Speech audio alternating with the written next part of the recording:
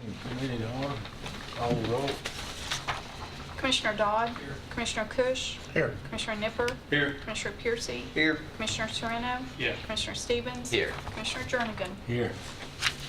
Approve the minutes. Motion approved, minutes, evening. I wasn't here last week. Well, I'll make a motion to approve the minutes. Second.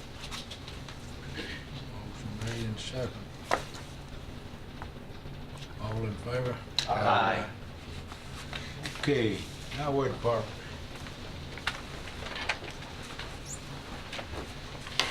Good evening, everyone. Good evening.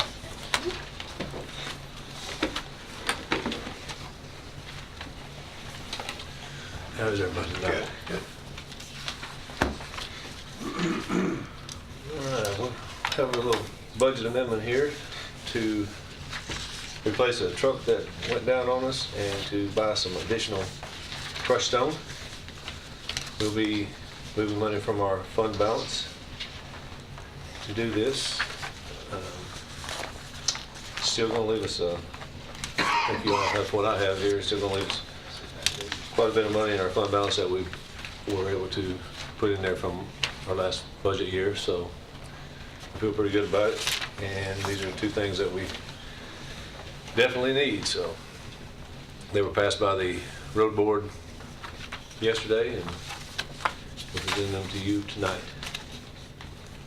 What is a sign, Troy? It says, sign. It's a one-ton truck that we Oh, you do carry your our, traffic signs. yes, we install our signs and repair our signs, has an air compressor and that type of machinery on it. Are y'all still crushing stone out at the quarry? Oh, no.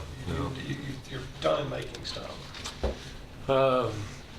Just curious. Well, when I took office, the crusher, the in-place crusher had been closed and pretty much abandoned. All the electricity had been pulled away from it and everything. And but we did, I think I've been there a year, we did lease a portable crusher and a screening deck and a stacking conveyor and crushed up some existing shot rock that was already there.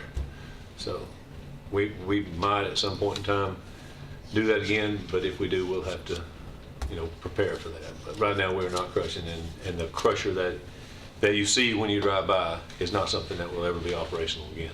I just saw a truck come out there loaded up. Yeah, we do use it to stage from.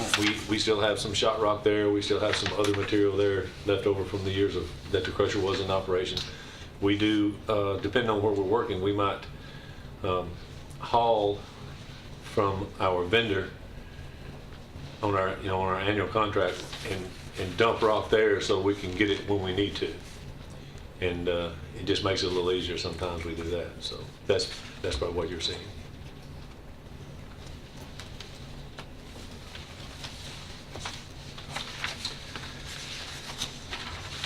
What will become of the existing vehicle that you're replacing? We will sell it at a surplus auction at some point. All right. We'll use the existing bed that's on it. This truck that we're buying here is a cab and chassis 4-door truck, and we will put the bed that we're using now, one Bubba has, over onto this truck. It'll fit on there. It's the same truck. We looked into replacing the motor, but it's just not feasible. It's too expensive for as many hours and miles as there are on this truck. For whatever reason, this motor was extremely expensive, so it just didn't make sense.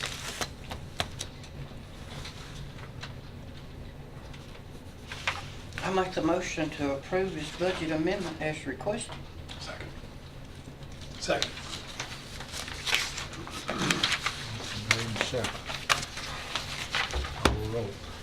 Commissioner Dodd. Yes. Commissioner Cush. Yes. Commissioner Nipper. Yes. Commissioner Piercy. Yes. Commissioner Serrano. Yes. Commissioner Stevens. Yes. Commissioner Jernigan. Yes. If that's all we have, anybody has anything else? I have one small question. Okay. Who sets the laws for the county roads? Not sure I follow. You need to be more specific. Well, we'll just go straight to the dog. There you go. The like litter it. fine on a county road, who sets The that? litter? Littering fine. There's a question I've never been asked. I can do some research and see if I can find that out, but I do not know the answer to that, Ms. Pearson. I do not know. It's state code. State code sets it, or it is a state It code. is a state code. Can it be changed? Any code can be changed if you can get the legislature body to do it. But we can't. Now, we're very limited on what we can do as far as fines. I mean, it's next to nothing on a fine that we can put in place. Thank you. That's not to say that you can't make a request or a resolution to ask the legislature to do that. Okay. I think it should be said in this open forum that, the enforcement's gonna be the problem. That's gonna be the difficult part. If you don't catch somebody, pretty much red-handed, then it's gonna be difficult to impose a fine on someone, regardless of what that fine is. I feel your frustration. You would not believe what we encounter, Woody Mac, that people put out, in the road. It's not just household garbage, No, I know. I see it every day. So it's getting to be an out-of-hand problem too. It's There's no getting question worse about every it. week. There's no question about it. Every week. I could not agree more. I wish I had a solution. If it gets as bad in the next year to 2 years as it has in the last 6 months, we'll have to snowplow the road for trash. It's bad. It's bad. When it snowed, the highway department had to go on Winroad Road to pick up a truckload of tires. It was literally dumped in the road. Yeah. And we wound up going to Shirley Road to do a similar thing, but it was at the end of the road. So it It's looked an like- issue we're gonna have to address somehow. 231 and West Jefferson Pike out of Walter Hill, it just looks like an extension of the dump. I mean, it's bad. I agree. The truckload of tires he was talking about, we're not talking about a pickup. We're talking about at least a dump truckload of tires. There was probably 200 tires in the middle of the road. Had the whole road blocked. Somebody just raised a bed and dumped them out early one morning. But, the garbage, the trash that you see, I feel like a lot of it is blowing from people's vehicles that are taking it to a convenience center or whatever, and they just, It's not only, of course, you'll hear them say, well, it's flying out of those empty garbage trucks. Well, it does, but that's not the only place it comes from. no. Goes out the window, flies out the back of a pickup, just on and on. That's the reason I was asking about the fines. Like you said, no, if you don't have anyone to enforce it, the fine's not any good, but that may be something we have to address too. Because it's an issue. It is an And it's issue. been out there at Walter Hill now. I've been commissioner for 3 years, and it's gotten really bad in the last 6 months, and I hadn't had many complaints up until about the last 3 months. Right. But they're tired of it. Right. I mean, if you just drive down the road and look at it, you could pick up a pickup truck load in just a few feet. A lot of Absolutely. places. It's in the fence row, it's in their fields, in their yards, it's everywhere. Absolutely. And the unfortunate part of that, to me, is the fact that it seems like a lot of people don't have enough pride in their community. I go other places, I don't see litter on the road like this. I mean, I don't see it. So I wish that we could, Well, it would be worse down there because of the landfill, yeah, probably. I don't know. It comes back to having pride in your community. And, Who would be the enforcing law or arm of that? my assumption would be Code. the controlling entity, whether it be sheriff's department or the city police, or depending on, that would be my assumption. I don't think it would follow the It's not codes. I codes, think it would, right. I think it would be The sheriff's department? yeah, I think so. I think so. And we get calls about, I digress. We get calls about, bags of garbage that people have just set out on the side of the road. And at one time, there was someone that would actually investigate that a little bit and try to find somebody's name in that and then go to them and actually impose that fine. But I don't know if that position has been done away with. Yeah, that position doesn't exist anymore. Yeah. Art Smith had that. That's correct. Well, but what happens with that is you give that information and say it's Steve Pierce's name in it, and and you do get a citation issued and you go to court, the judge throws it out because we can't prove Steve put it there. I don't know what the answer is. I do not know. I know garbage isn't your issue, it's Max. We'll get after him in a few minutes. Is that it? All right, well, thank you. Thank you. You too. Should have. Building code. Good evening. Good evening.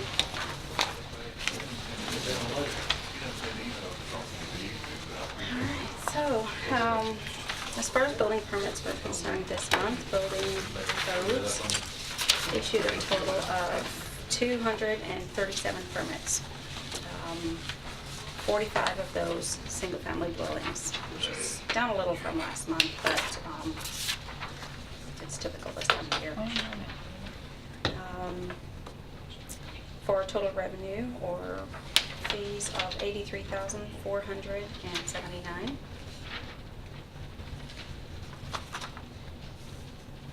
Our inspections were down a little bit this month too, but the weather, we had those couple of weeks of bad weather, so had something to do with that.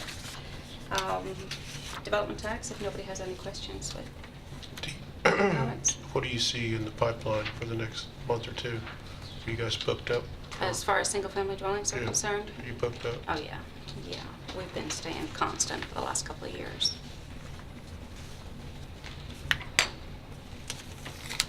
And development tax, we had a total of $859,500. The majority of that came from a large apartment complex at the end of Veterans and 840, I believe, a 300-unit apartment complex in the city.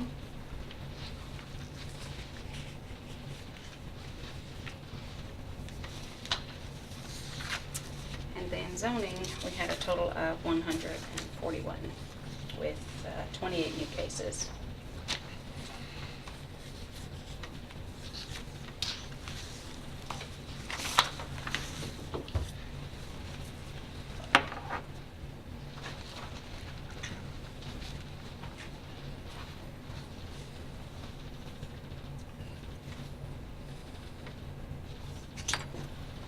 Any more questions, too? Make a motion to approve the report. Second. Motion made and second. Call the roll. Okay, all in favor? Thank you. Thanks, Tim. Solid waste. You skip planning. Oh, skip planning, didn't it? Excuse me. Planning. Must have been slow. Evening, Commissioners. Doing well today. First item for your review is the available lot inventory that we keep up with. If you look on page 404, you'll see that our total available lots through the month of January is 632. Again, we've been pretty much hovering in the 600 to 700 lot range, really for most of the last year. You'll see that on the last page of that report, there's still 3,440 lots that are still in some part of the approval process right now. Most of them are preliminary plans. Some of them can be final plats, just haven't been reported yet. But so there's still a good amount of lots in the pipeline. But as of right now, we still have about 630 that are ready for permits right now. So, and again, that's pretty consistent with what we've seen for the last year or so. There's no questions on that. I will go to our rezoning report, which is very short. You guys get a break from me this month. I don't have any rezonings to discuss at next week's meeting. We had 3 at the last Planning Commission meeting from January 8th meeting. There were 3, 2 of them were deferred. One of them will be coming up to the Planning Commission this coming Monday. One of them is deferred for a little bit longer as I get some soil work done on the property. and the third was recommended for denial. They're going to take a step back and reevaluate their plans. The one on Burnt Knob Road was the one that was denied. The other two, the one on Elam Road and the one on Low Lane and Highway 99, were the ones that were deferred. So again, there won't be any public hearings next week. The rest of that report just is the subdivision and site plan report from the Planning Commission for the calendar year 2017. I won't go over this just in a lot of detail, but I would like to point your attention to the couple of graphs in that report. If you go a little further on, one of them has to do with the total number of lots reported that are 4 lots or greater.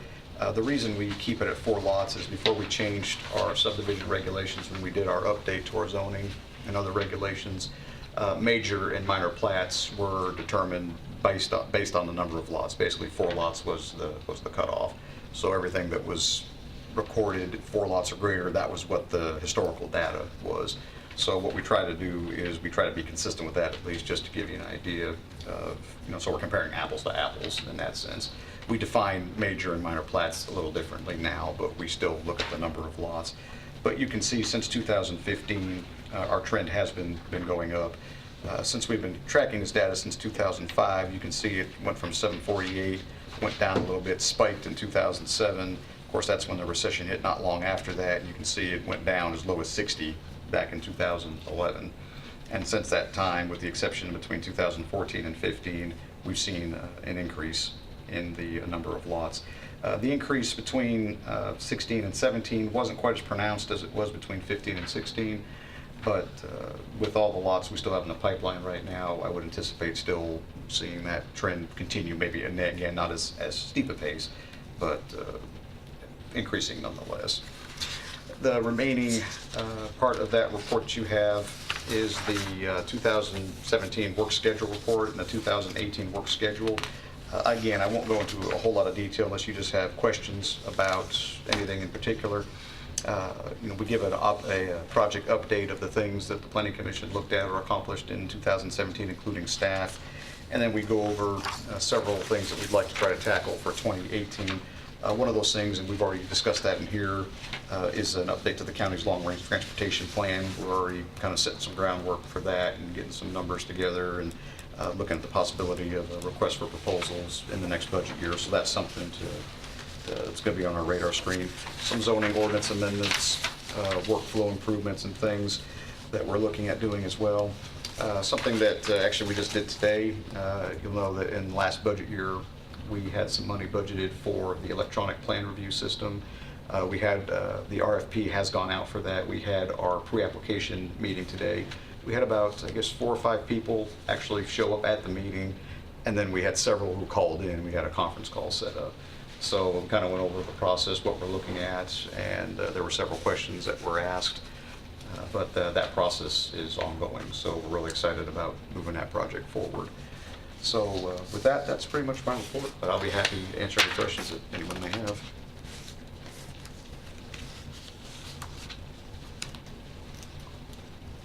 The 2017 project update and the restructuring process for subdivision plat and site plan submittals. Yes, sir. Tell me again how that will proceed from here. Yes, sir. Essentially what we did, something that the Planning Commission... And the software question simultaneously. Right. Well, yeah, let me try to explain this and I'll see how I can work that in there. It shouldn't be too hard because it all kind of will blend in together in the future. We wanted to be able to provide the design firms a little extra time when they revise their plans and prepare their plans, and we also wanted to provide staff a little extra time for review. So what we ended up doing, really, we didn't necessarily change. The cycles are still month-to-month cycles. The old cycle was only a 17-day cycle.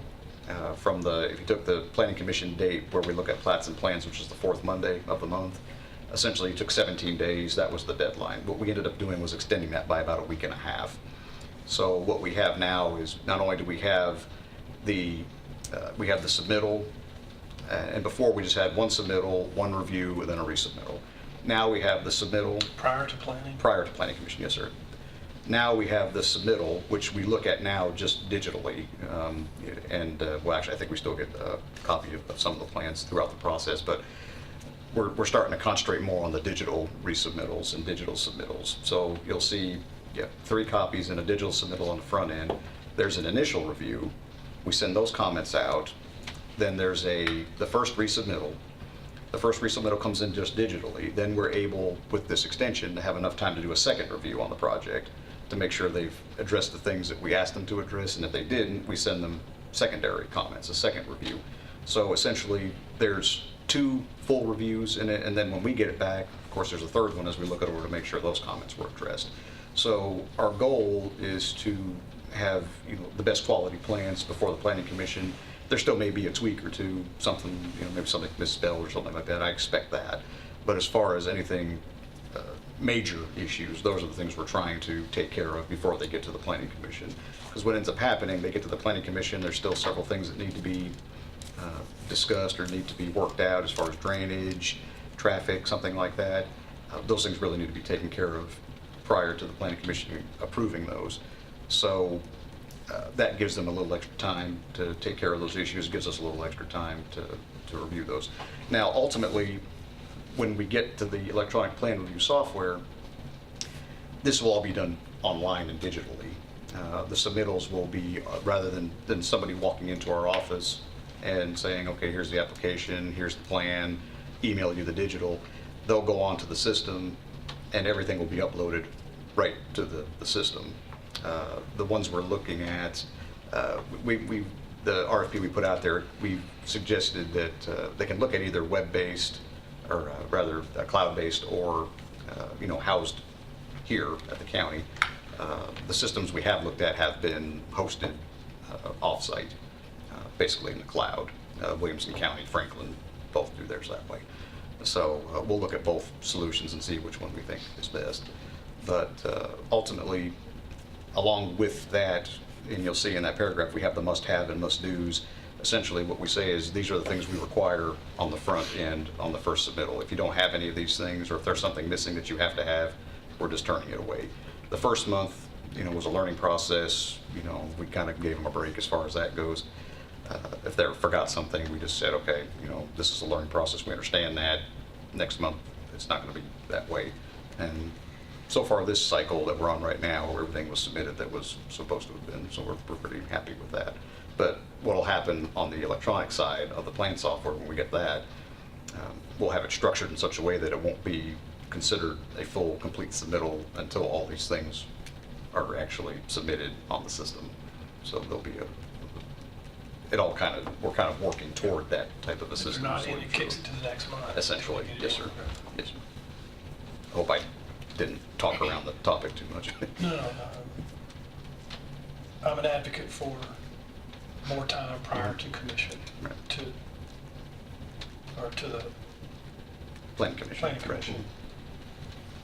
So I'm glad to see this continuing to evolve that way. Yes, sir. And I'm for more sophistication in submittals. So I like multiple departments can look at plans. Yes. It could be really. Yeah, that's going to be very helpful because, right now our plan reviews have someone from the fire department, typically Chief Farley. Consolidated Utility will look at the plans as well. We just email them to them, but they'll have a login that they'll be able to use to go in and see the same plans and make their comments. Ultimately, that's what we're shooting for. Power company too, you think? Yeah, if they want to, there's no reason they couldn't. Thank you. Mhm.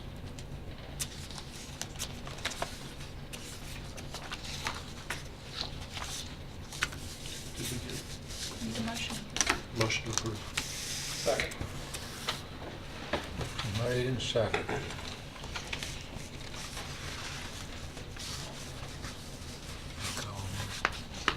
All in favor? Aye. Thanks, Doug. Thank you. Mr. Noel. How are y'all doing? Good. I haven't seen y'all in a while. It wasn't you here last time either. It was this big bearded guy. Yeah.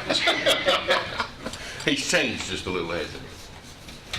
Well, let's start out with the landfill report, and let me tell you what's going on at our landfill. It is very near full. So our plan is to stop accepting construction and demolition debris at the end of the month. Probably be the last Friday of the month, not sure on the date yet. But we will still continue to take tires and brush. Until we find another location to actually deal with the tires, we'll have to actually keep the landfill open. And if we're still taking brush, we'll have to actually keep the landfill not permanently closed, just not accepting that debris to where the ashes have to be buried once they get cooled. So we'll still use it for that. We have a leachate berm that needs to be built, and then we have some gas issues that we need to work on. And at the same time, we'll be using our contractors to get the elevations correct, try to get some final cover on some of it, and actually do the survey to see where we actually are, see what we have left. I'm guessing right now we probably have less than 2 months left. With that little left, I'm not sure it's worth opening back up, but we'll cross that bridge when we come to it. But I don't want to officially close it, because if we're going to accept brush, we got to have a place for the ashes to go. Any questions on that?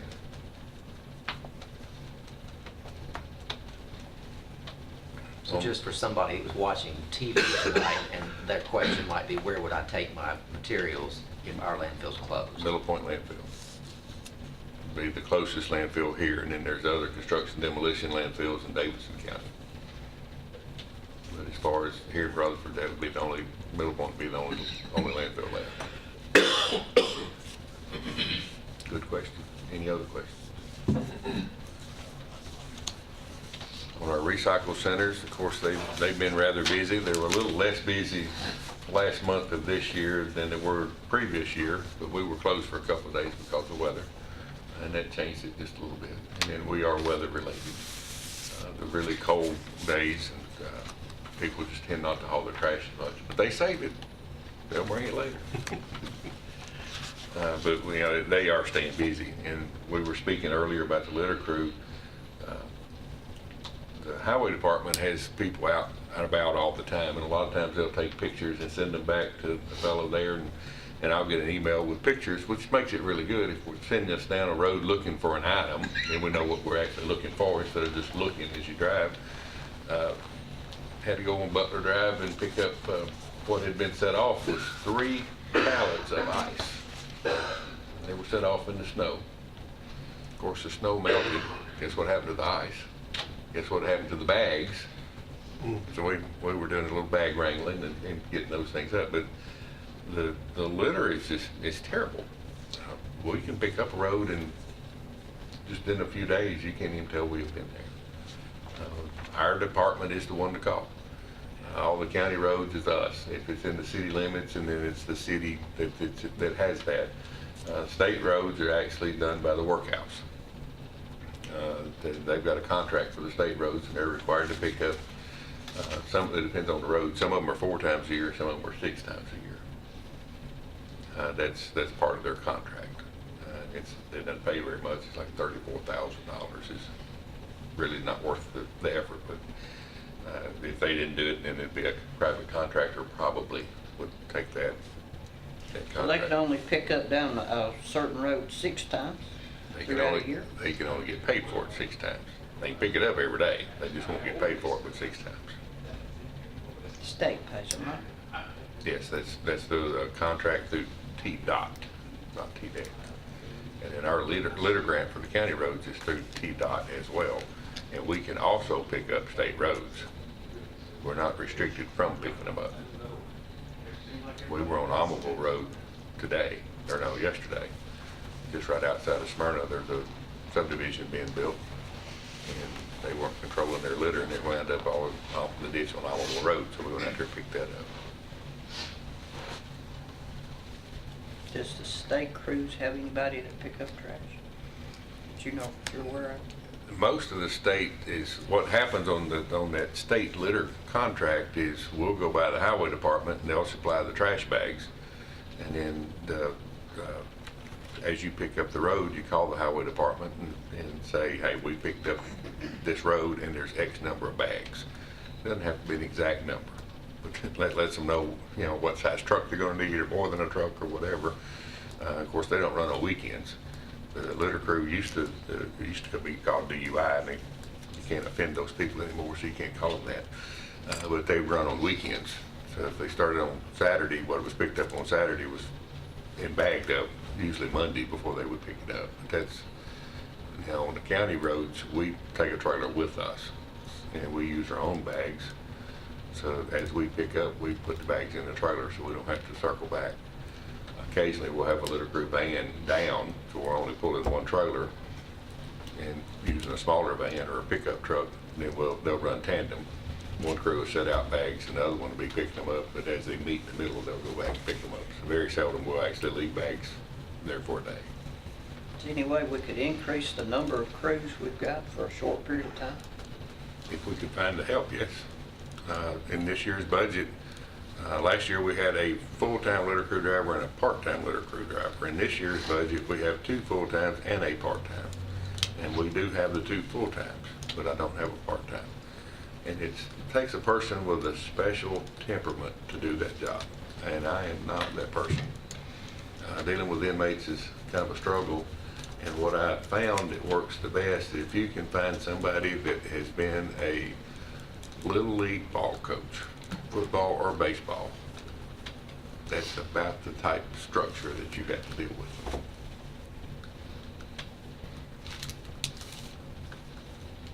But we try to run both crews 5 days a week. Now, when it's snowing, we didn't run.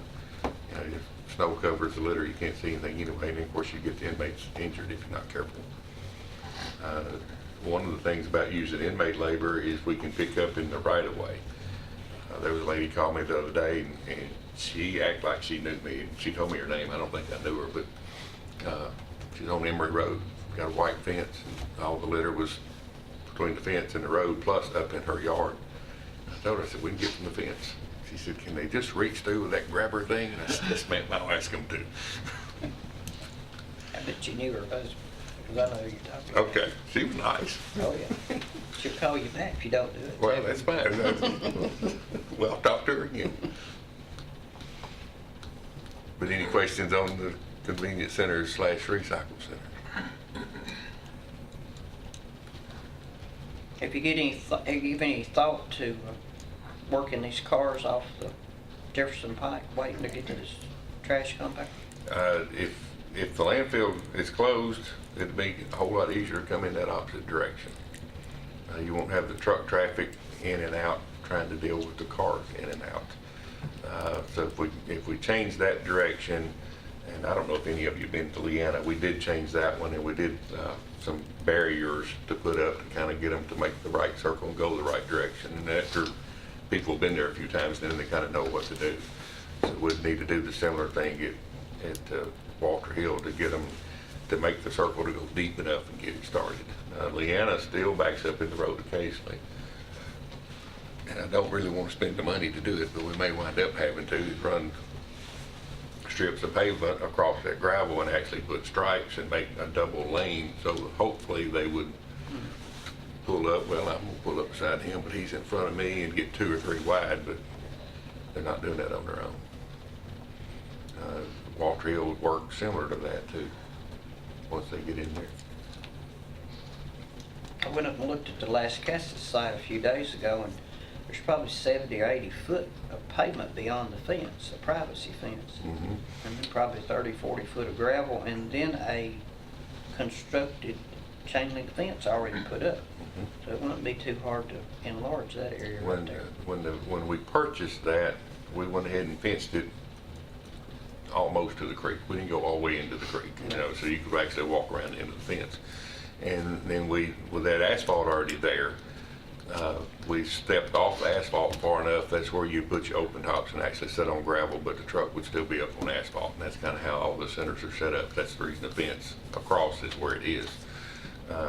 Then between the asphalt of that parking lot and the convenience center now, we'd probably take the fence out, may leave the fence in just for the Sunday deal if you put all the open tops back there, and then pave that section. And then the center itself is about due for a pavement job. We try to save money. Stormwater drives it too. It's not pave everything, but keep the car traffic on asphalt. Well, everybody likes to get really close to where they're going to go, so they keep breaking off the edge of that asphalt when they get that close. But to do that at the Lascassas Center would probably wind up putting an extra center attendant out there. You can have one kind of working the back with overtops, and another one up front with the recycle containers. I think it's something we need to address at both sites and do what we can to get them off the highways. We're gonna be buying more than trash. Or we could have curbside collection, they wouldn't have to come see us. Countywide? It wouldn't be feasible to do it countywide. You don't have enough density countywide, but you would have it in large subdivisions in the cities. You see some of those on the news from time to time. Just resident fee-based, just each. I mean, yeah, I mean, you could probably through the property tax structure. You can do a special property taxing district and provide that if you choose to. It'd be better if the cities chose to do it on The their own. next commission will probably be getting that opportunity. Yeah. Once we work with our solid waste plan and our consultants and get a decision made, that's probably, I hope, one of the decisions to be made. Because convenience center operation's not going to be able to withstand 600,000 people. And you're not going to be able to get another one. Nobody wants one next door. So those are some of the options that we're going to be looking at. And then I have you gonna do this separate, or you gonna do the? Separate. Okay. Make a motion to approve the report. Second. Moving second, all in favor? We've been awarded a grant from TDEC. It's for automotive fluid. And we've applied for 4, so it would go in 4 separate locations. The total grant is $141,200, and there is no match. So what I'd like to do is start this through the process to get it approved and accepted, to where we can get the mayor to sign off on it, accept the grant, and get started.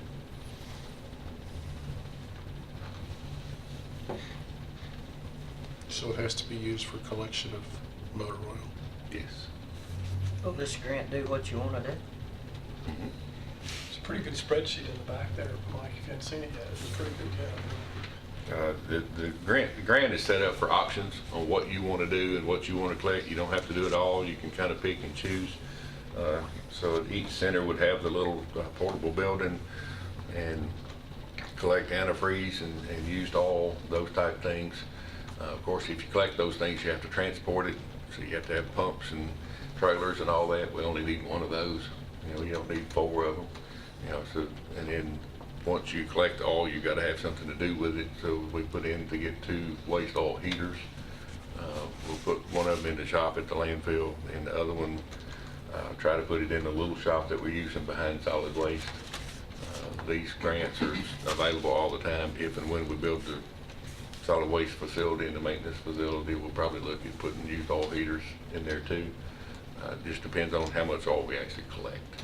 If this works, where would you put the excess? 2 little heaters not gonna burn a whole lot of oil. No, when I was at Waste Management, we had one that we used in the shop that worked really well. It had a 250-gallon storage tank underneath the heater. And you could fill that tank up on a Friday afternoon at quitting time, and it would, if you didn't do anything with it, it would run out of fuel sometime Monday afternoon. And that's keeping the shop at roughly 50 degrees is what we had it set at. And then we had a larger tank that we set outside with secondary containment, to where when we took all the fluids out of the truck, you'd pump it into that tank, and then you could pump it from that tank to the big storage tank and then bring it back when you needed it. We didn't have enough storage capacity to store the oil all summer, so we'd have to hire a company to come in and haul it off. And they, at that time, they'd actually pay you a little bit for it. They'd pay you 30-something cents a gallon. And then during the winter, we'd have to buy oil from them, but they knew the BTU requirement for our heater, and they would blend the oil to get the right requirement. And I think it was 65 cents a gallon buying it back. The old armory, I don't know if any of you have been down there, that's where we are, but used to, they had a fuel island back there under roof and had 2 1,000-gallon tanks. When that ceased operation, we took those tanks to our landfill, and they have secondary containment around them, but it needs to be reworked, and some of it's got some rust in it. So the plan would be to use, you can buy storage tanks through the grant, and we would also use those as storage tanks to hold oil. What about the antifreeze? Antifreeze, once you get it collected, then it goes to the household hazardous waste event, and one of the vendors can do that. The other thing you can do with antifreeze is get filters and actually filter the antifreeze and sell it or give it away. Antifreeze supposedly doesn't go bad, it just gets dirty. And I'm not opposed to trying that if we can find somebody that wanted it, you know, maybe farmers or construction type people or something may want that. Do county vehicles use it? We'd have to find out why they couldn't. Now, a lot of it's going to, you know, you got green antifreeze and pink antifreeze and blue and all that now, so I don't know how that affects if it gets blended. And this would just be citizens dumping It's At for, your- it's for residential use, at your yes. facilities. What's your speculation on collecting all year's time? If you'd asked me 6 months ago, I'd said we probably won't get much. But when we had our household hazardous waste event in the spring, that was our biggest thing, was gasoline and motor oil, which really surprised me. Now, the timing of which we had that was right about the same time people were getting ready to mow or people ending mowing. So either changing off or left over from last year or whatever that process is. So it could be big, to answer your question, I don't know. You know, we're looking at only doing 4. I don't think we need any more than 4. So you'd have one north, south, east, and west of Murfreesboro, basically. The one in the north will be in Smyrna. Are you gonna limit it to just homeowners, or can commercial come, or No commercial. no commercial? Homeowners only? Commercial really shouldn't come, because most of them that have, you know, like a fleet of trucks, they've got a way to get rid of their oil anyway. They should have. We're gonna have to hire people to run it. Not planning on it. My thought is if we can put it in the center and train the center attendants, you know, what to do and how to do. The key to it is we're probably not going to let the resident actually pour it in. We'll probably just have a place for them to say, hey, I've got this, where's it go? And the center attendant actually pour it in the right spot. What about the one that's got a gallon of water on top of it? That one, I have to figure out something to do with it. We can't send it back home with it because you know what would happen to it. But like at our rock crusher center last week, we had to get on-site environmental to come and pump our cooking oil because somebody put some motor oil in the cooking oil. Those don't go well together.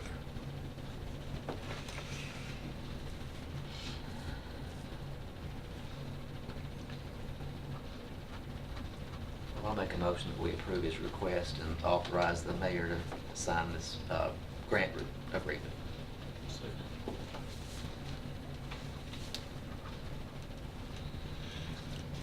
All in favor? Any other questions? Have you got any idea how we can slow down this litter problem? I asked the mayor to put it in the budget a few years ago, and he wouldn't let me do it. I wanted to line item for shotgun shells and a line item for beer. But you gotta be out there patrolling. Yeah, well, Somebody's gotta be on the road constantly. we'd declare open season and say, all right, rednecks, come get your case of beer and box of shotgun shells. Go get them, boys. Yeah. He didn't like that idea. I think that Jeff Davison has been talking to some of the judges and looking at doing an environmental court. An environmental court would be fire department issues, code department issues, solid waste issues, PAWS, EMA, some of those type, you know, may not only meet once a month. I don't know how busy it would be, but if we had a judge that was really up on the laws, state law is pretty strict on the illegal dumping. The worst penalty is a $2,500 fine and 160 days of community service. And also that goes along with that is that fine would go to the solid waste department, and the solid waste department would hold those fines, and if somebody reported it and they got convicted, and then the reward would go to the reportee. You know, so if you've got people with a little monetary incentive to report people and things that they see, I think that would help. That's exactly what I was sitting here thinking, split the fine with them. The state law actually says what the fine is and what the reward is and all that, so it's already laid out on. It's laid out. And then it's a tier system. I mean, it starts with a cigarette butt and then goes to, a Kroger bag, and it goes bigger, and then it gets, the bigger it is, it's based on volume and weight. The fine gets bigger to go along with it. And Just about everybody's got a GoPro or something they can take, phone that they can take pictures of. Right. And the other thing that we could do with litter grant money, which I really rather not, because the litter grant, we get, I think it's $113,000 a year. We spend about $140 doing litter grant. But you can buy like the trail cameras, and as long as you put the TDOT sticker on it, you can use TDOT money to buy the camera. And then some of the places, locations that usually get dumping quite often, trying to catch them that way. See my luck, they'd find the camera and take it.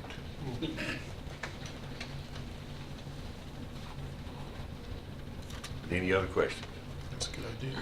Put cameras out. That's a good idea.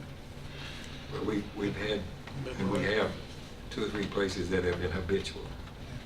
There's enough activity that you'll capture some folks on cameras pretty easily.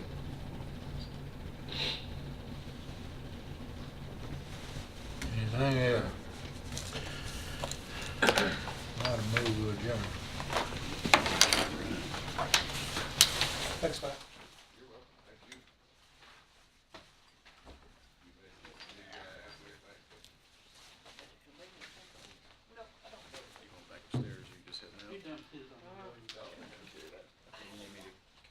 Well, I mean,